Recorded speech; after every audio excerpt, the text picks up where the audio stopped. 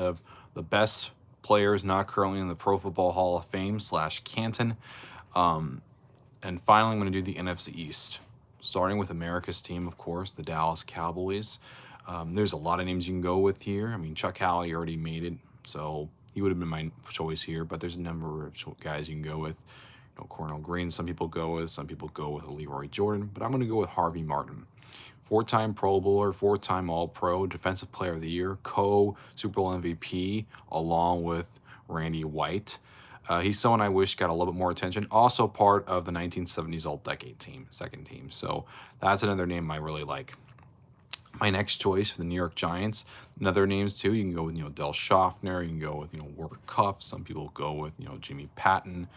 But I'm going to go with Jim Katzcavage. 6-time All-Pro, 3 of them being the first team, 3-time Pro Bowler. Also 2-time leader in the NFL in sacks.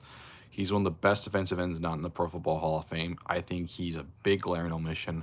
The Philadelphia Eagles, again, a lot of names you can go with here. You can go with Maxie Baughan. You can go with Eric Allen, who is also a modern choice. Vic Sears, as some people mention.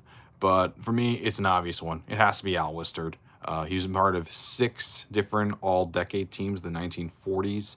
Only one of 5 people to have that, along with Bulldog Turner, Sammy Baugh, Marion Motley, and Steve Van Buren. The other 4 made the Hall of Fame ages ago, but Al was still waiting.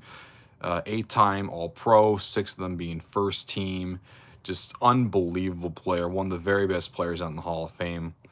And finally, for the Washington Commanders, then known as the Redskins and football team, a lot of names you could really say, but I'm going to go with one that's gaining a bit of traction right now, Joe Jacoby. This guy was a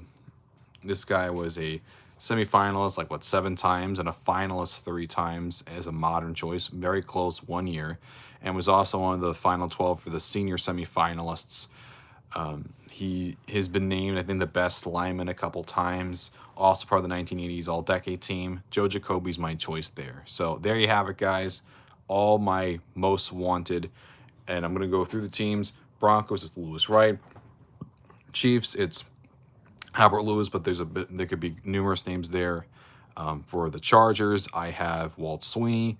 The Raiders, I have Dave Grayson. Texans, technically Andre Johnson. Colts, Alan Amici. Jaguars, technically like Fred Taylor, maybe.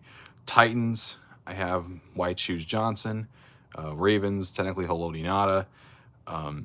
Bengals, Ken Anderson. Browns, Clay Matthews.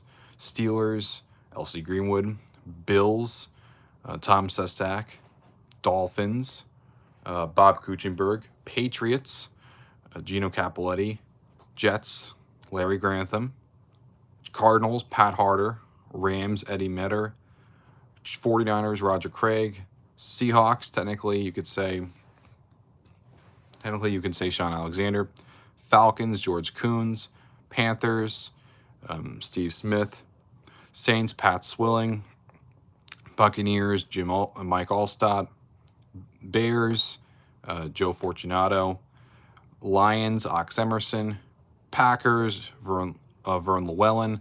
Vikings, Jim Marshall. NFC East, like I said, Harvey Martin. Giants, Jim Katzcavage. Eagles, Al Wistard. And Commanders, Joe Jacoby. So those are my picks of every single team.